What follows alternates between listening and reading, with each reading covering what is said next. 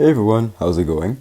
In this video, we're going to explore the signaling pathway of steroids. So steroids are a class of messenger molecule, and we've looked at many different messenger molecules in past videos like histamine, acetylcholine, epinephrine, and so just like all of these messenger molecules, we're going to explore steroids under the light of this cell signaling framework.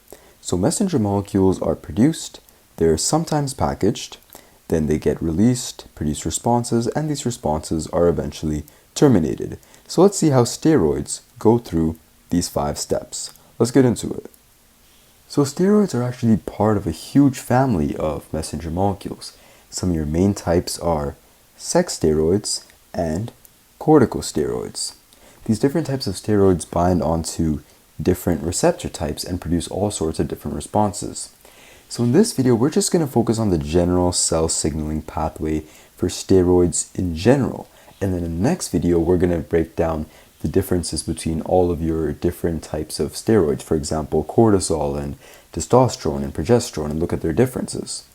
So if you look at our cell signaling framework, the first step is production. And this makes sense. Our steroids need to start by somehow getting produced. So the production process of steroids can be a little complicated, but don't worry, we're going to break it down nicely. Now you may have heard of something before called cholesterol. Cholesterol is a compound in your body which has this 4-ring structure, 4 rings attached together like you can see. And it's very important. It's used to build and make many different things in our body. And one of the things that the body uses cholesterol for is in order to make steroids. So this cholesterol is the backbone of all steroids. All steroids are based on cholesterol, and they all have this, they're all based on this 4-ring cholesterol structure.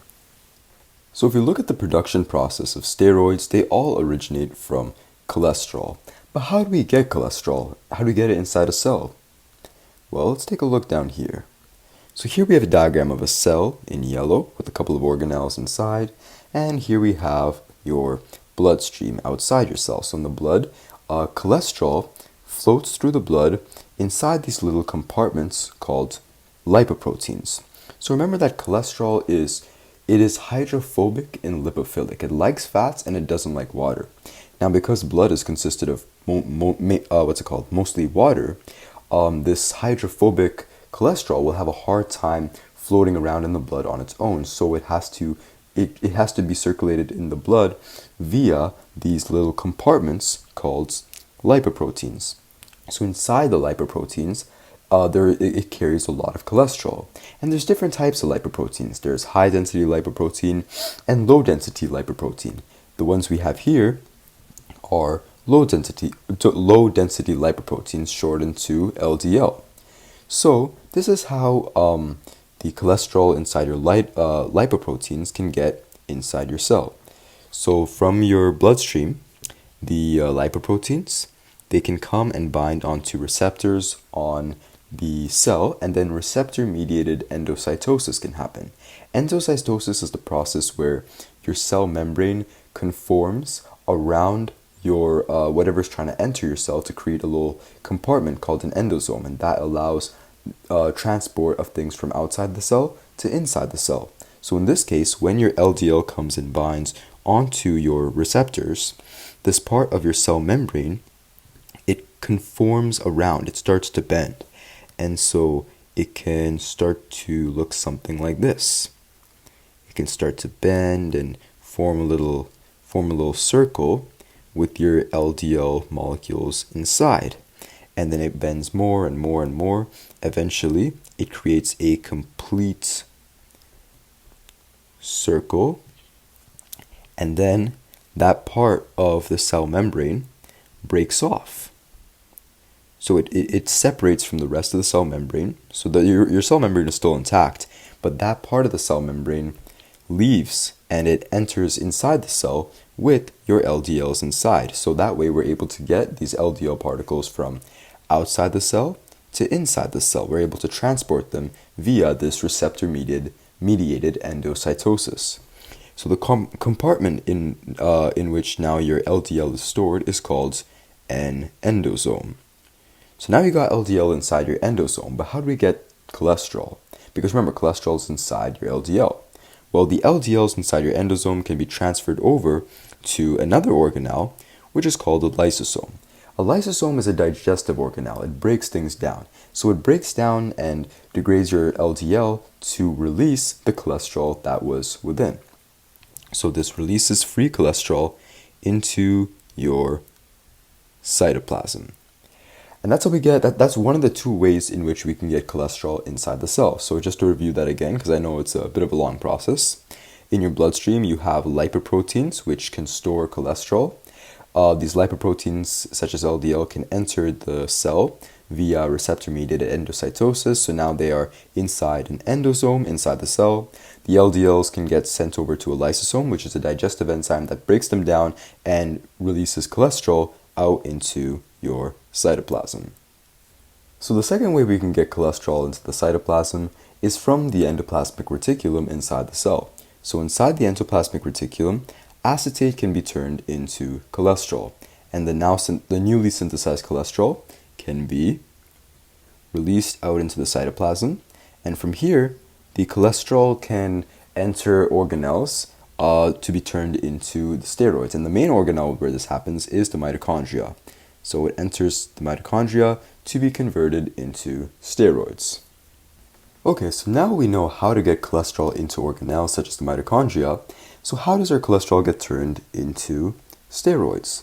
Enzymes are essential for this process, and the main enzymes involved are called CYP enzymes, which is short for cytochrome P450. So let me just write that out here. CYP enzymes, or cytochrome P450. These enzymes are essential for the process of producing steroids, and they're actually coming up again later in a later step of the signaling pathway. So remember these enzymes. So these enzymes help convert cholesterol into steroids, but the conversion of cholesterol into steroids is a multi-step process. Before any steroid can be produced, cholesterol must actually be turned into something called pregnenolone. So pregnenolone is like it's the common precursor to all the steroids. So we have to go from cholesterol to pregnenolone, and then from pregnenolone it can differentiate into a bunch of different steroids depending on what CYP enzymes we have. So let's take a look at this diagram here. So this is a pretty cool diagram. It's like a map of steroid production. Like we said, in the mitochondria, cholesterol first gets turned into pregnenolone. And pregnenolone is the common precursor for all of your different types of steroids. Now, the first step of turning cholesterol into pregnenolone, it is a rate-limiting step because everything else can only be done after this step. And this step might be a little bit slow. So we can only produce steroids as quickly as cholesterol can be turned into pregnenolone. So from pregnenolone, we can get all sorts of different steroids. We can get progesterone, we can get mineralocorticoids, we can get glucocorticoids, testosterone, estrogen. There's a lot of steroids that can be produced, but they all originate from your precursor, pregnenolone. And like we said, there's lots of different types of CYP enzymes that are all essential for different areas of steroid production. So different CYP enzymes are needed to produce different steroids. To produce mineralocorticoids, you need these CYP enzymes. To produce glucocorticoids, you need these CYP enzymes. To produce testosterone, you need these enzymes. These aren't even CYP enzymes. These are different types of enzymes. So different enzymes allow for the production of different steroids, and a big part of these enzymes is the family of CYP enzymes, which you can see all throughout this diagram. And the CYP enzyme that is used to turn cholesterol into pregnenolone is this one here, CYP11A1. So going back to our mitochondria, now we understand how the CYP enzyme helps turn cholesterol into pregnenolone. Pregnenolone is your precursor for all other steroids. So from pregnenolone, different enzymes can help convert the pregnenolone into your target steroids. Mainly CYP enzymes, but there can also be some other enzymes involved as well. And the different enzymes are required to produce different types of steroids. Alright, so now we've covered the production step of steroids. So cholesterol comes from either LDL or from your endoplasmic reticulum. It goes from your cytoplasm to organelles like the mitochondria, and then enzymes, mainly a group of enzymes called cytochrome P450 enzymes. They can convert cholesterol into pregnenolone, and then pregnenolone can be turned into a whole variety of steroids. So that's how steroids are produced. Now the second step on the cell signaling framework is packaging. But remember, this packaging step is a maybe. It sometimes happens and it sometimes doesn't. And it depends on the type of messenger molecule. And in the case of steroids, they are usually not packaged. So a main reason why steroids are not packaged is because they're lipophilic. They are attracted to lipids and they do not like water. So this means that they're very difficult to store inside a cell or a vesicle. It's hard to package steroids inside a cell or a vesicle because cells and vesicles have lipid membranes. But because steroids are lipophilic and they are attracted to lipids, they are able to pass right through this lipid layer and exit the cell or the vesicle. So packaging these steroids for extended periods of time is very, very difficult. So therefore, steroids are often not packaged, and we go right from the stage of production to the stage of release. So when steroids are produced in organelles like your mitochondria, they are immediately released out of the cell and into the bloodstream. So now that the steroids have been released into the bloodstream, they need some help in order to circulate through the blood. And that's because your steroids, remember, they're lipophilic, hydrophobic. They like fats, they don't like water. However, blood is mostly made of water, which is polar, and therefore your steroids, they don't like this water. They don't want to be here. So in order to travel through this watery blood, which they naturally don't like, they need the help of carrier proteins. So by binding onto these carrier proteins, these steroids become more water soluble, and this allows for travel through the blood. They travel until they reach their destination, which are target cells, the target cells where they're going to go and, produce desired responses.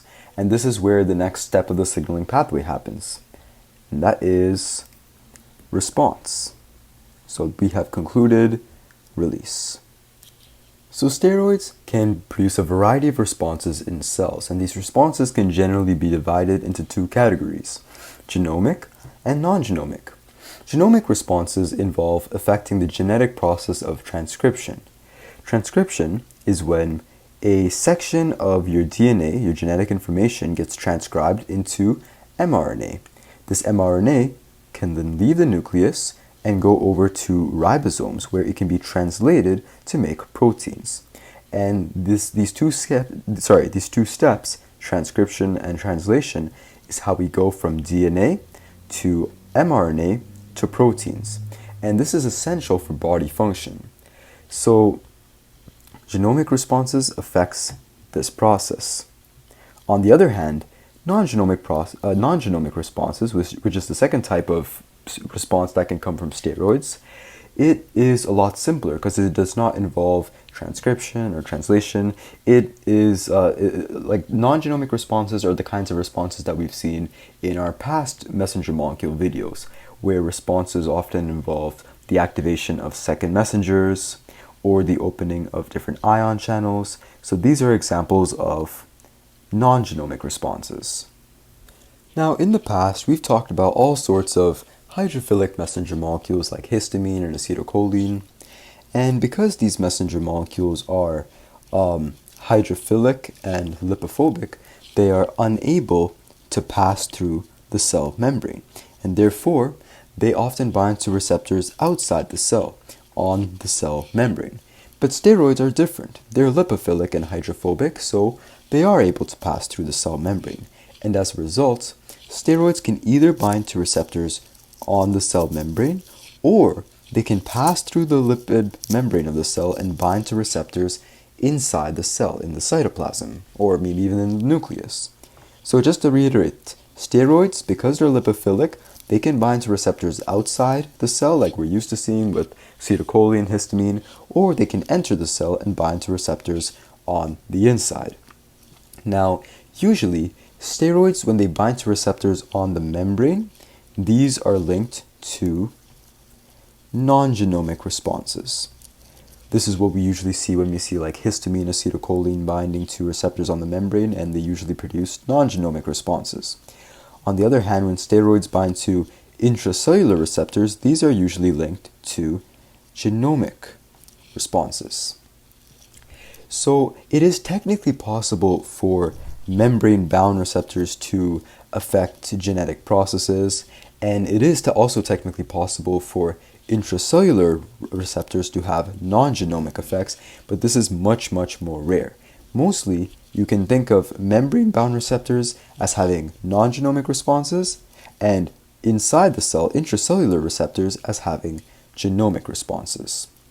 So we've explored in many other videos the process of messenger molecules binding to membrane-bound receptors and producing non-genomic responses.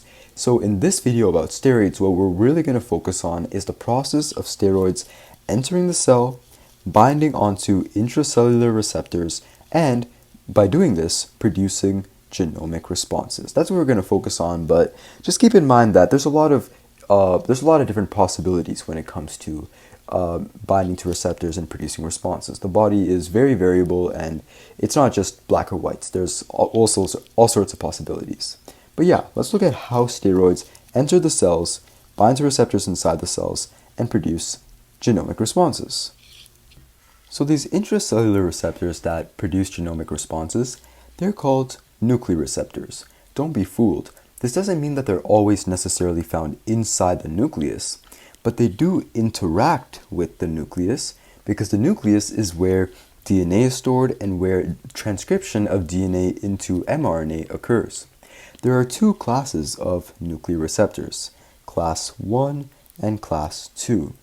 The main difference between class 1 and 2 receptors is that class 1 receptors, they are found inside the cytoplasm, outside the nucleus. So that's kind of like these receptors that you see here. They're in the cytoplasm, but they are outside of the nucleus. On the other hand, class 2 receptors are actually inside the nucleus. So inside your nucleus here is where your class 2 receptors are found. And in fact, they're actually on your DNA. They're attached to your DNA. So nuclear receptors can be class 1, which means they're found in the cytoplasm, or class 2, which means they're in the nucleus and on your DNA. So this is the mechanism of class 1 receptors. Your lipophilic steroid, it passes through the cell membrane and it enters the cytoplasm of your cell. Now floating around in your cytoplasm are your class 1 receptors that are waiting for your steroid to come and bind. Your class 1 receptors are bound to proteins called heat shock proteins, forming this little complex that you see here. Now, when your steroid comes and binds onto your receptor, then your heat shock protein, let me make this a bit smaller, your heat shock protein leaves. It dissociates, leaving just, so it goes to the, somewhere else in the cytoplasm, and that leaves behind just your steroid bound to your receptor. And let's say the same thing happens also for this receptor. So now you also have another receptor bound to a steroid. What happens is your steroid receptor complex it can often bind to another steroid receptor complex. So these two steroid receptor complexes can bind together, forming a pair called a dimer. So these can come together. I'm just going to get rid of the heat shock proteins. We don't need to worry about those anymore. So this doesn't always need to happen, but this can often happen where you can have a dimer, which is a pair of steroid receptor complexes that are, they're bound together. So now this dimer, it can enter into your nucleus via this opening in the nucleus called the nuclear pore. Now, inside your nucleus, you have your dimer with the receptors and your steroids. And inside your nucleus, you have your genetic information in your DNA. And you have specific sections of DNA that code for specific functions and specific proteins. And these sections are known as HREs, or hormone response elements. Now, on these specific sections is where your dimer complex of your receptors and your steroids is able to bind. So let's say it goes and binds to this section. It binds to your hormone response element, that section of your DNA. And here is where the genomic responses can occur. So what exactly happens? These steroids, they help regulate the transcription rates of these specific sections of DNA. So transcription of DNA to mRNA is a natural process that happens, but these steroids, they change the rate at which this transcription process happens. They may increase the transcription rate, speeding it up, or they may decrease the transcription rate, slowing down the conversion of DNA to mRNA. And other surrounding proteins, such as coactivators, can also come and they can bind around these hormone response elements to aid with this process. It's important to note that the response of steroids isn't a transcription on or transcription off type of response, but it's just a change in the rate of naturally occurring transcription. So while class 1 receptors are found in the cytoplasm outside the nucleus, class 2 receptors are inside the nucleus. This is the second class of nuclear receptors that steroids can bind to, but the thing is, usually steroids bind to class 1 receptors. These kinds of class 2 receptors are usually for other types of messenger molecules, not steroids, but it is possible for steroids to still bind to some class 2 receptors in rare cases, so let's take a look at how they work. So inside the nucleus, your class 2 nuclear receptors are already bound onto your DNA at your hormone response elements. Remember, that's the sections of DNA that we're dealing with, the sections of DNA that are being transcribed into mRNA. So as you can see, class 2 receptors, they don't involve any type of heat shock protein. Similarly, with class 1 receptors, your steroid, which is lipophilic, enters the cell membrane, and instead of binding to class 1 receptors and having heat shock proteins out in the cytoplasm, it skips all that. The steroid just enters into the nucleus via the nuclear pore, and it comes and binds onto your class 2 receptor, which is already bound to the DNA at the hormone response element.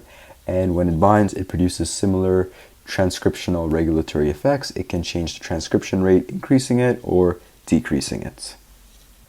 Another cool thing is that the same steroid can have different transcriptional effects on different hormone response elements, that is, different sections of DNA that code for different things. For example, an inflammatory steroid may increase this transcription of pro-inflammatory sections of DNA and decrease the transcription of anti-inflammatory sections of DNA, creating an overall inflammatory response. Alright, so now we've covered the rather complicated but very interesting step of steroid response. The last step is termination. We need to terminate these responses to prevent them from getting out of control. Remember what we learned. Steroids are produced by enzymes, and the main enzymes that produce steroids are CYP/cytochrome P450 enzymes. These same enzymes are actually also the ones involved in breaking down and catabolizing these same steroids. I know, it's weird. The same enzymes that help with the production of steroids are the same enzymes that are involved with the breaking down of the same steroids they once produced. Because steroids are based on cholesterol's 4-ring structure, this 4-ring structure is very strong and rigid, and therefore steroids are very difficult to completely break down. So instead of completely degrading down your steroids, what your CYP enzymes do is they try to destabilize your steroids and inactivate them, making them a little bit weaker, as well as making them more water soluble. They achieve this by breaking double bonds and adding functional groups to increase polarity. And because increasing polarity makes it more water soluble. This mostly happens in the liver and the kidneys. After this, now that your steroids have been deactivated and destabilized and they're more water soluble, this allows for excretion of steroids out of our body through, let's say, pee or poo or sweat. So we can remove the remains out of our body, and doing so, we can successfully terminate our response. And this concludes the cell pathway for steroids, the cell signaling pathway for steroids. The functions of CYP enzymes are not just limited to steroids either. They interact with a lot of medicines that we take and can have different effects. In some cases, they modify drugs. For example, when we consume inactive codeine, CYP enzymes can modify it to transform it into its active form, morphine. Or they can break down other drugs in order to help with their termination, very similar to how they help break down steroids. You got to be careful what you eat though, because certain things like grapefruits can inhibit CYP enzymes, preventing the termination and breaking down of these drugs, and this could lead to excessive levels of drugs and unfortunately overdose. And that concludes the signaling pathway of steroids. So let's walk through it real quick. Production. Steroids are produced by cytochrome P450 enzymes. There may be other enzymes too, but mainly cytochrome P450 enzymes, which turn cholesterol into pregnenolone, then pregnenolone into whatever types of steroids that you're trying to produce. So that is production. And then steroids are not packaged because they're lipophilic. They diffuse out of the cell into the bloodstream and they travel through the blood with the help of carrier proteins. Once they arrive at the target cell, they can bind to membrane-bound organelles or membrane-bound receptors, or they can enter the cell and bind to intracellular receptors. Usually, receptors on the membrane produce non-genomic responses, and receptors inside the cell produce genomic responses. Your intracellular receptors that make genomic responses are called nuclear receptors. Nuclear receptors can be class 1, which are in your cytoplasm, and class 2, which are in the nucleus. Class 1 receptors have heat shock proteins. When steroids come and bind, these proteins leave. They can often form a dimer, and then your dimer can enter your nucleus and bind onto your hormone response element on your DNA, and this can create transcriptional rate changes. Class 2 receptors operate similarly, but the receptors are already in your nucleus, already bound to the DNA at the hormone response element sections. And there's no heat shock proteins involved. And that is that covers the release and response steps. And lastly, for termination, cytochrome enzymes, very similar to the ones that synthesized your steroids in the first place, they can help inactivate your steroids, make them more water soluble, and prepare them for excretion and termination. So that concludes the steroid cell signaling pathway. I know it might be a bit complicated, but hopefully the diagrams and explanations could help explain things a little bit better. In the next video, we're going to learn about different types of steroids. So there are mineralocorticoids, glucocorticoids, and sex steroids like testosterone, estrogen, and progesterone. We're going to learn about all of these and what they do, how they work. So stay tuned for that video. But yeah, I hope you guys enjoyed the video. If you did, please like, share, and subscribe. If you have any feedback or comments, I'd appreciate a comment down below. And take care. I'll see you guys next time.